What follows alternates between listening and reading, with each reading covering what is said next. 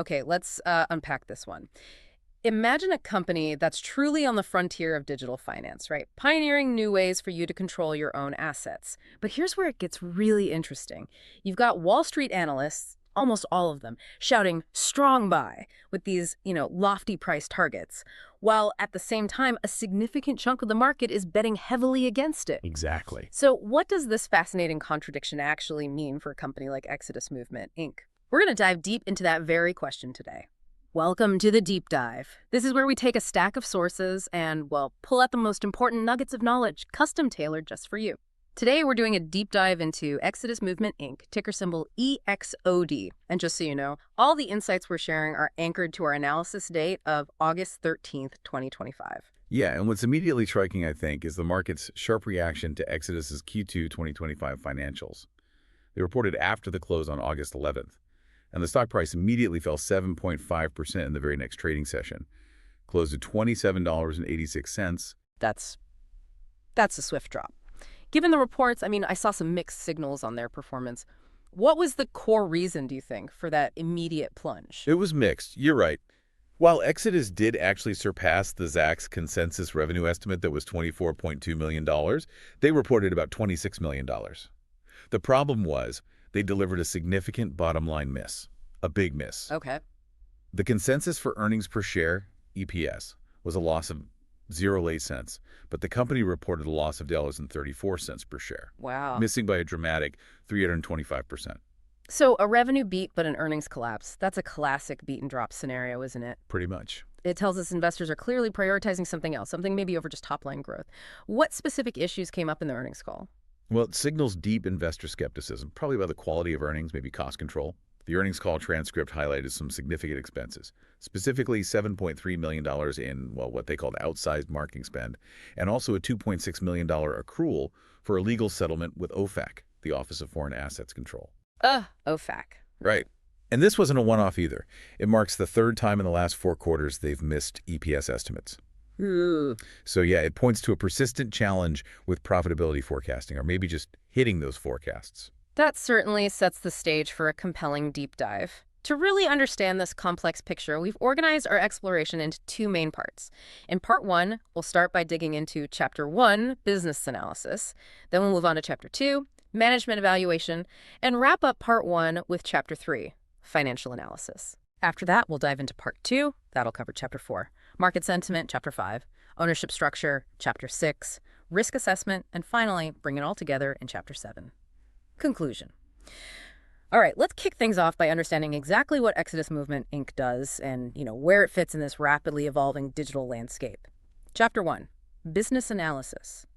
So, in a world that's rapidly tokenizing assets, seeking refuge from traditional financial friction, Exodus positions itself as maybe a premier gateway to digital sovereignty. But the question is, can it truly build a durable economic moat, achieve consistent profitability, or will it just remain primarily a volatile proxy for the crypto markets it serves? Well, Exodus's core mission, as they stated, is to help users exit the traditional financial system. And they do this through their non-custodial cryptocurrency software platform. Okay, non-custodial. What does that mean in practice? It means that users, not the company, maintain complete control over their private keys and their digital assets. Okay. This is a crucial differentiator, right? It emphasizes user sovereignty and security above everything else. So it's about empowering the user with full control. If they're not holding the assets, how do they actually, make money then? Good question. Revenue primarily comes from transaction-based fees. They have agreements with third-party API providers integrated into their wallet. So essentially, when you swap crypto within the Exodus wallet, they get a portion of that fee. Got it. And their revenue comes mainly in Bitcoin, BTC, and the stablecoin USDC. The vast majority, we're talking over 90%, consistently comes from exchange aggregation. Smaller segments like fiat on-ramping, staking services, consulting, they make up the rest, much smaller percentages. Okay. So what are the specific tools Exodus offers to help users achieve this digital sovereignty they talk about? Their flagship product is the Exodus wallet itself. It's available across desktop, mobile, browser extensions. It's generally known for its user-friendly design, and it supports a huge range, over 100,000 asset pairs. Then they have EXOSwap, which is their branded crypto swap aggregator. That powers the in-wallet exchanges, and it's also now a B2B solution. And a major strategic move just announced this August actually, is integrating ExoSwap's bridge functionality directly into MetaMask. MetaMask. Wow, that's huge. That sounds like a really big strategic play. It is, definitely. What other notable products have they launched recently? Well, they also launched ExoPay back in May 2025. This lets U.S. mobile customers buy crypto directly using traditional methods, Visa, MasterCard, Apple Pay. Okay. Exodus claims this is the first self-custodial wallet to offer fully native on-ramping, which should significantly reduce friction for users. And notably, back in July 2024, they introduced the Passkeys wallet. The idea there is to simplify onboarding, let users bypass those, intimidating 12-word seed phrases. Right, those can be scary for new users. Exactly, aiming for broader mainstream adoption for that one. So how large is their presence in this self-custodial market? What's their scale like? They are a leading provider. They've had over 15.7 million downloads since inception, with 3.3 million of those just in 2024. But user engagement tends to track crypto market sentiment, so it's quite volatile. Makes sense. Monthly active users, MAUs, they hit a high of 2.3 million in Q4 2024, then dipped to 1.5 million by Q2 2025, then rebounded slightly to 1.7 million by July 2025. Okay, so some ebb and flow there. Definitely. And they operate globally, with revenue from API partners in various places, like the Marshall Islands, British Virgin Islands. So at its heart, it's all about empowering individuals through digital assets. What's the ultimate goal, the core value proposition? The core value proposition is really enabling digital sovereignty through a secure, intuitive, self-custodial platform. Their CEO, JP Richardson, he often emphasizes Exodus's role as a bridge for global users, especially those in countries grappling with high inflation, offering them an accessible gateway to US dollars via stablecoins and, of course, Bitcoin. Okay, so where does Exodus position itself within the broader crypto landscape, and what major trends are, tailwinds for them? Yeah, they sit at the confluence of several pretty powerful trends, I'd say. First, there's the significant growth in global stablecoin adoption. That's forecasted to soar, maybe from $250 billion today to $1.5 trillion by 2030. Wow. That's the segment Exodus is well positioned to capture. Second, the tokenization of financial assets. The idea that all assets, even stocks, could eventually live on blockchains. And Exodus is a real pioneer here. They actually tokenized their own Claffy common stock on Solana and Ethereum. They did? Yeah, making them the first U.S. public company to do so. That's a really bold, forward-thinking move. What's the third major trend? The third is the industry-wide drive for mainstream adoption, basically simplifying crypto's technical complexity. Yeah. And that aligns directly with their Passkeys wallet initiative, trying to onboard more casual users. Right. Makes sense. But what about the competition? You mentioned wallets. Yeah, the market for crypto wallets is, intensely competitive. It's highly fragmented. Yeah. Exodus faces competition from custodial solutions like Coinbase, Bitget. They offer convenience, but you have to trust them with your assets. Mm-hmm. And then their direct rivals, the self-custodial wallets. That's MetaMask, the current market leader, Phantom Trust Wallet. Differentiation in this crowded space is tough. Really tough. And earlier you mentioned that MetaMask partnership again. Does that signal cooperation, or is it maybe an acknowledgement that MetaMask is just dominant? I think it signals a strategic shift towards co-opetition, While it certainly opens a new B2B revenue channel for Exodus, it's probably also an acknowledgement of MetaMask's dominant position. It could potentially dilute Exodus's unique appeal as an all-in-one wallet, as their strategy seems to be evolving towards monetizing their tech through partners. And the regulatory landscape for crypto, it feels like a minefield sometimes. Yeah. How does that constant uncertainty impact Exodus? Oh, it's critical, a critical factor. It acts as both a risk and potentially a catalyst. Management sounds optimistic about U.S. developments, like the Genius Act, the proposed Clarity Act. Right. They believe regulatory clarity will legitimize the industry, open doors. Right. But that $2.6 million accrual in Q2 2025 for the OFAC settlement, that starkly underscores the tangible regulatory risks and the ongoing compliance challenges they face. It's real. So can just anyone easily build a wallet and compete directly with Exodus? What are the actual barriers to entry here? Not easily, no. There are significant barriers protecting the established players. First, the enormous technical and security expertise required. One flaw, one hack can be catastrophic for user trust and, their funds. Right. Reputation is everything. Absolutely. Which leads to the second barrier, brand trust and reputation. Exodus has been meticulously building that since 2015. And finally, the sheer cost and complexity of regulatory navigation across all these different global jurisdictions. That's a formidable hurdle for any newcomer. So what are their key competitive advantages then, if any? Their key advantages really lie in that strong brand reputation, built on elegant design, responsive customer support over almost a decade now. While there aren't traditional cost advantages or massive network effects, switching wallets is technically pretty straightforward. Yeah. So Exodus does create sort of soft switching costs through its integrated ecosystem. And most notably, they're pioneering tokenized public stock and that integrated native fiat on-ramp via EXOPay. Those are truly unique capabilities right now. That's a really comprehensive look at the business itself, where it stands, the market it operates in. Let's shift focus now to the people steering the ship. This brings us to Chapter 2, Management Evaluation. Okay, so Exodus has been founder-led since 2015. That's CEO John Paul Richardson and Director Daniel Castagnoli. And while this brings strategic consistency, management's track record in consistently meeting market expectations, well, it's notably poor. As we mentioned, they've only surpassed consensus EPS once in the last 4 quarters, and Q2 2025 was that dramatic 325% miss. Yeah, that definitely raises serious questions, either about their forecasting ability or maybe just how they set expectations for the market. But how have they navigated the crypto industry's notorious volatility? That can be brutal. They've shown adaptability, for sure. They've even embraced volatility by holding significant and increasing digital assets right on the corporate balance sheet. Right, that Bitcoin holding. Exactly. It shows strong belief in the ecosystem, but it also tightly links their financial health to the market's whims. On the regulatory front, they did proactively move towards that OFAC settlement, and they publicly advocate for clear frameworks. And strategic pivots, like the MetaMask partnership, the tokenized stock, they show this is an active team, not static. How transparent are they with investors, especially given how fast things change in this industry? Actually, they're remarkably transparent. They provide monthly press releases, operational metrics, updates on their corporate treasury holdings, standard quarterly earnings calls.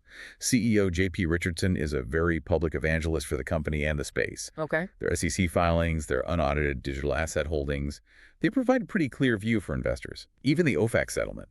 Negative news, but disclosed transparently. And uniquely, remember, all 210 team members are compensated exclusively in Bitcoin. That aligns interests pretty deeply with the crypto ecosystem. That is unique. Okay, how is Exodus allocating its capital? Where are they spending their money? Their capital allocation is aggressive, definitely growth-oriented. They're reinvesting heavily into core operations. Tech and development expenses rose 36% year over year in Q2 2025. Marketing spend is also substantial, like that $7.3 million in Q2, although they said that specific level isn't expected to continue. Right. They're also actively pursuing M&A. They incurred $1.2 million in Q2 just for M&A-related costs. Their focus seems to be on acquiring technology and functionality, not just user bases. And then there's that truly distinctive treasury strategy they employ. It's quite unconventional, isn't it, holding all that Bitcoin? It absolutely is. Yeah. It's probably the most significant and unconventional decision. Holding a large, growing portfolio of digital assets, primarily Bitcoin, as a core treasury component. As of June 30, 2025, they held 2,058 BTC. Total digital and liquid assets valued at $291.2 million. Wow. So yeah, this makes Exodus a kind of hybrid entity, part software company, part crypto holding vehicle. Investing in them is definitely also a bet on the price of Bitcoin. What about shareholder returns like buybacks or dividends? Consistent with that growth focus, they have no history of share buybacks and do not pay a dividend, nor do they have plans to in the foreseeable future, which is pretty typical for a high-growth tech company needing capital for reinvestment. Okay. So given all this investment, how efficient are they actually with the capital they do have? What does their return on invested capital, the ROIC, tell us? Yeah, ROIC. It's been exceptionally volatile. Yeah. It really mirrors the crypto cycles and the impact of that treasury strategy. For instance, it surged to over 50% in the 2021 bull market, then plummeted into negative territory during the 2022 bear market. Recovered a bit since then. So it's all over the place. Exactly. This extreme fluctuation means ROIC is a less reliable indicator of pure operational efficiency for Exodus. A significant chunk of their performance is just tied to that volatile crypto portfolio they hold. That's a pretty clear picture of how management operates, where they're putting resources. Next up, let's get into the nitty-gritty of the numbers themselves. This brings us to Chapter 3, Financial Analysis. Okay, so diving into Exodus's financial statements. It reveals a company characterized by, well, explosive but erratic growth, high but somewhat misleading margins, and a balance sheet that's both a source of immense strength and extreme volatility. You mentioned erratic growth. Can you give us a sense of that roller coaster ride their revenue has been on? Certainly, their revenue history, it directly correlates with the crypto market's health. You see explosive growth, multi-100% growth during bull markets like 2020 and 2021, then a sharp contraction, nearly 50% in the 2022 bear market, followed by a strong rebound in 2024. Wow. This trend really underscores a fundamental risk for investors, right? Their fortunes aren't entirely within their own operational control. Right, tied to the market. What about profit margins? Their profit margins tell a complex story. The gross margin is exceptionally high, often near 100%, reported at 96.6% TTM. That's trailing 12 months. Okay. That's structural for a software business, really, and it offers significant operating leverage potential down the line.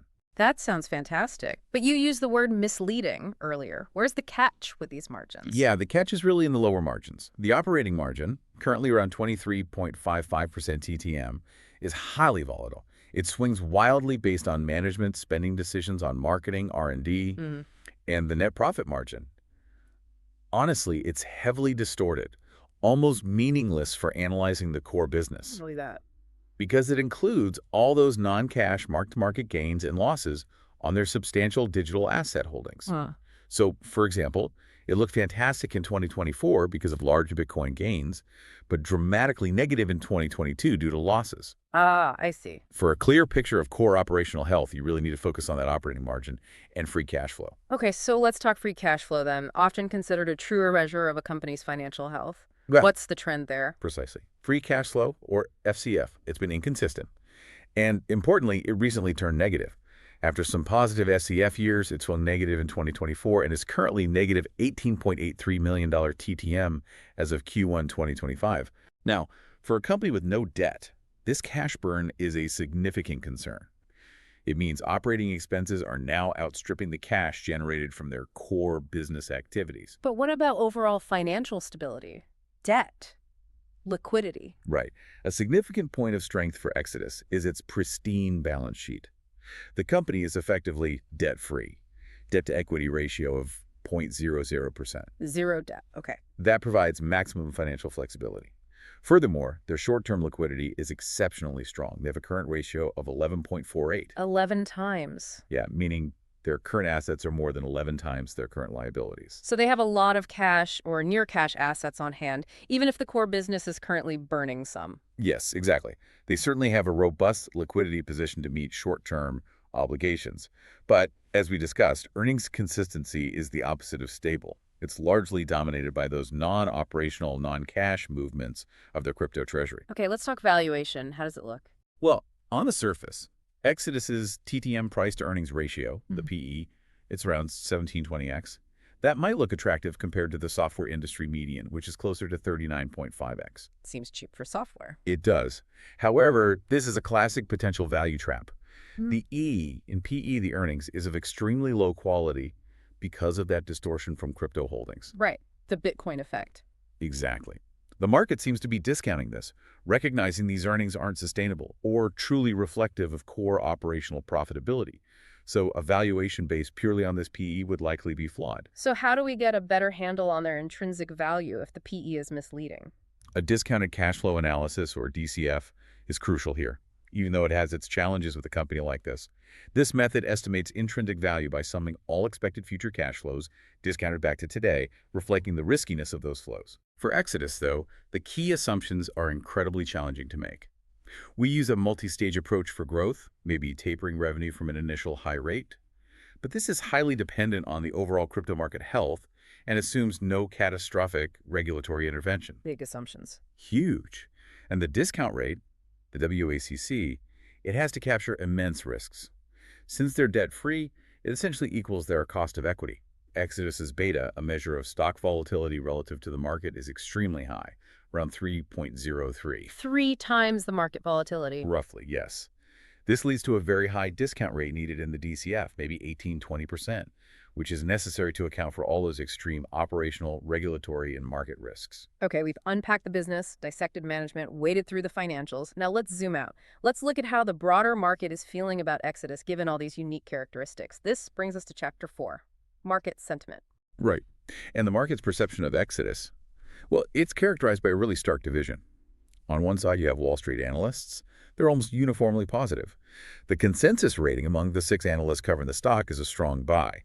Average price targets range from $57 to $64, some even reaching $70. Wow, compared to where it's trading now. Exactly. They seem to be looking past the near-term volatility, seeing significant long-term value, especially maybe from strategic partnerships like that MetaMask deal. So analysts are bullish, but we just talked about the stock dropping immediately after earnings. How does the media reflect this duality? Yeah, the news flow is definitely a duality. You see positive headlines highlighting things like the EXOD launch, the tokenized stock partnership, the MetaMask integration. But then the Q2 2025 earnings report generated unequivocally negative headlines because of that big EPS miss. And that directly caused the stock drop. So the general media tone reflects what it is, a high-risk, high-reward company operating at the bleeding edge of a very volatile industry. So if the analysts are so bullish, where is that skepticism coming from in the market? Who's betting against it? One of the most telling indicators is the short interest that directly opposes the bullish analyst view. Short interest currently stands at approximately 12.01% of the float. 12%, that's high. It is. Generally, anything above 10% is considered high. It signals strong bearish conviction from some part of the market. This means a significant number of shares are sold short, with a days-to-cover ratio of about 4.7. It suggests sophisticated traders are focused squarely on those near-term fundamentals, negative free cash flow, the consistent earnings misses. What about technical indicators, moving averages? Technically, the stock's price is currently kind of fighting around its 50-day moving average. That indicates a neutral or consolidating short to medium-term trend. However, the long-term trend, indicated by the 200-day moving average, is currently bearish. Okay. The stock is trading definitively below its 200-day MA, consistently flashing sell signals from that perspective. So, a battleground stock indeed. Analysts pushing the long-term story, traders and technicals showing clear near-term skepticism. That split sentiment is truly fascinating. Let's now look at who actually owns this company, because that often reveals a lot about its future. This brings us to Chapter 5. Ownership structure. Yeah, and the ownership structure here is highly unusual. Institutional ownership is remarkably low. Depending on the source, it's somewhere between 4.2% and 13.6%. That's much lower than typical for a company nearing a billion-dollar market cap. Really low. Who are the institutions that do hold it? Well, the largest positions are mainly passive index funds, like Vanguard, BlackRock, along with some large multi-strategy hedge funds, Morgan Stanley, Susquehanna. It suggests more speculative interest, perhaps, rather than deep, long-term fundamental conviction. The notable absence of major traditional value or growth-oriented mutual funds is quite conspicuous. So if institutions aren't the major holders, who actually controls the company? Insider ownership, that's the defining feature here. It stands at an exceptionally high 73–75%. 25%. Yep. This means the company is largely controlled by its co-founders, CEO John Paul Richardson and Director Daniel Castagnoli. Now, while high insider ownership can align interests, this extreme level also poses a corporate governance risk, right? Minority shareholder interests could potentially be marginalized. True. What about recent insider trading? Buying or selling? Recent insider transactions send a bit of a mixed to negative signal, honestly. Over the past several months, there's been a consistent pattern of insider selling from multiple executives, including the CEO, the CFO, the CLO, with no open market purchases reported in the last 6 months. Selling, not buying. Right. While it could have potentially be for personal financial planning, that consistent pattern is generally seen as a bearish indicator by the market. And then there's the FTX Recovery Trust. You mentioned that. That sounds like a potential wild card for the stock. It absolutely is. A huge wild card. The FTX Recovery Trust acquired over 1.8 million shares back in January 2025. Now, this entity is not a strategic long-term investor. Its sole purpose is to liquidate FTX assets to repay creditors. So they have to sell at some point. Almost certainly. This large block of shares represents a significant and unpredictable overhang on the market. The trust is almost certain to liquidate this position eventually, and the timing is completely unknown. This awareness alone can act as a ceiling on the stock price and potentially cause extreme volatility when they do so. So ownership is extremely concentrated then. Extremely. The top 25 shareholders collectively own about 83.77% of the company, with the co-founders holding that controlling interest. This gives them absolute control over strategic direction, major corporate actions, meaning outside investors are significantly subject to their decisions. Okay. With that unique ownership structure firmly in mind, let's now consider the full spectrum of challenges and opportunities this company faces. This brings us to Chapter 6, Risk Assessment. Right. And an investment in Exodus, it carries a risk profile substantially higher than your typical software company. It spans operational, market, competitive, regulatory domains. All of them. We can think about these maybe through a SWOT analysis framework: strengths, weaknesses, opportunities, threats. Okay, sounds good. Let's start with the positives. What are Exodus's core internal strengths? Okay. Strengths include that strong, user-friendly brand they've built, a flawless, debt-free, very liquid balance sheet, demonstrable technological innovation and first-mover advantage with products like EXOD Pay and their tokenized stock, and of course, that significant digital asset treasury holding over 2,000 Bitcoin, which signals deep conviction in the crypto ecosystem itself. Okay, solid strengths. Now, on the flip side, what are the internal weaknesses? However, the weaknesses are notable too. There's the inconsistent profitability and execution shown by those repeated earnings misses. There's the negative free cash flow and cash burn we've seen recently, signs of stalling or potentially declining user growth, looking at the MAUs, and high revenue concentration over 91%, still coming just from exchange aggregation, which exposes them to single service line risk. Okay. What about the big picture opportunities out there that could drive future growth? Opportunities. Hmm. Well, they're perfectly positioned for growth and stablecoins and asset tokenization, those big secular trends. There are the potentially transformational strategic B2B partnerships, like the one with MetaMask. There's the potential for favorable regulatory clarity in the U.S., which could de-risk the entire industry, and the ability to potentially use their tokenized stock for mergers and acquisitions to consolidate in this fragmented wallet space. And finally, the threats. What external challenges loom large? And the threats are equally significant, I'd say. There's intense competition from larger, potentially better-funded rivals.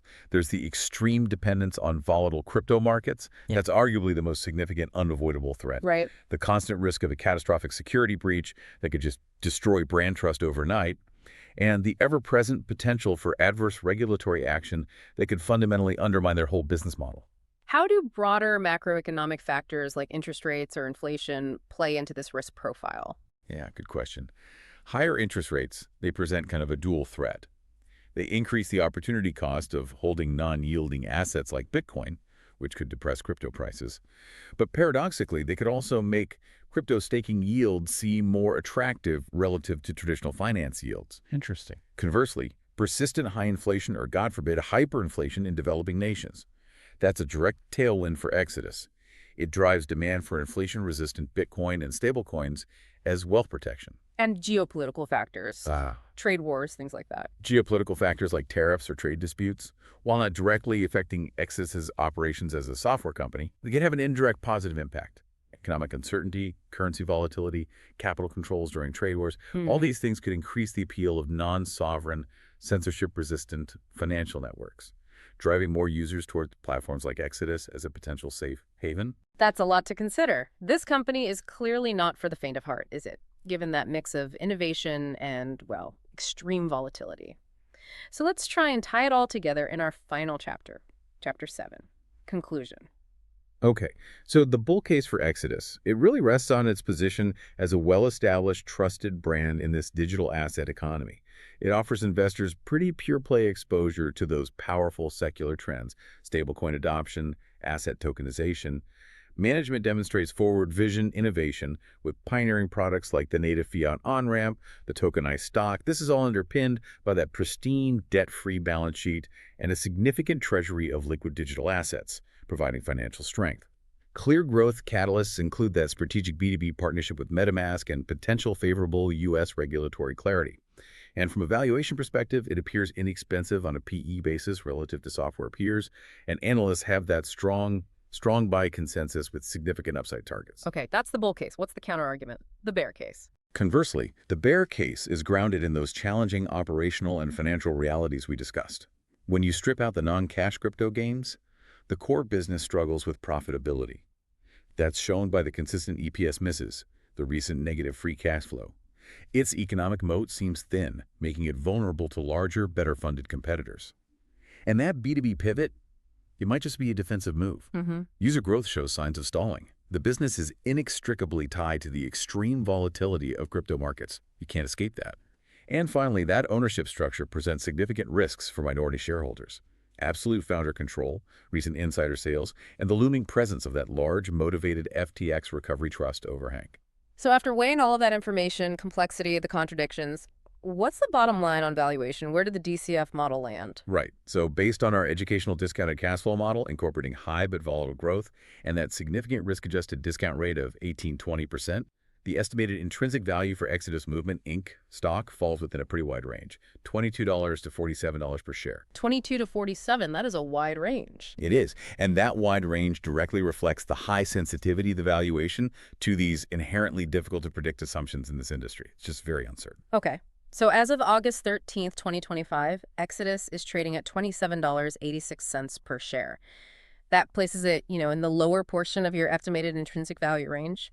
The significant disparity between those bullish analyst targets, clustering around $57 and $64, and all the risks highlighted, high short interest, negative cash flow, it truly underscores the extreme uncertainty and, well, bipolar sentiment surrounding this company. Absolutely. The current price could be significantly undervalued if management executes that B2B pivot successfully, if crypto markets enter a sustained bull phase, and if regulatory developments turn out favorable.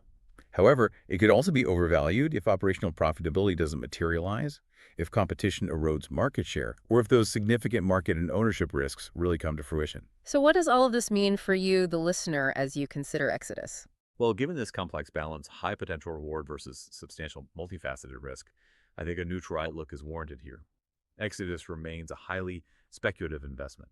It's suitable only for those with a very high tolerance for risk and, frankly, a deep conviction in the long-term future of the self-custodial digital asset ecosystem.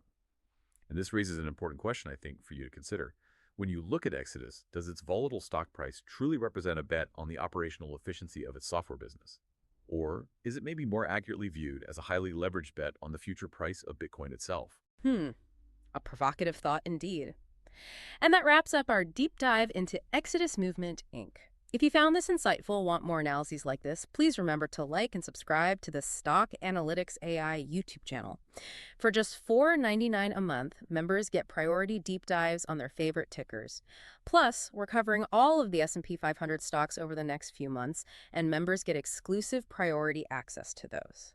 If you just want a one-off deep dive on a specific stock you're interested in, you can always drop us a super thanks. We appreciate that. And for those watching EXOD closely, we will be covering their future earnings within minutes of release, so definitely stay tuned for that. And please just remember, this analysis was generated by an AI system. It's for educational purposes only and should absolutely not be considered financial advice. We strongly encourage you to conduct your own research or consult with a qualified financial advisor before making any investment decisions. Thank you so much for joining us for this deep dive. We hope it's given you a valuable shortcut to being well-informed on Exodus. We look forward to our next deep dive with you.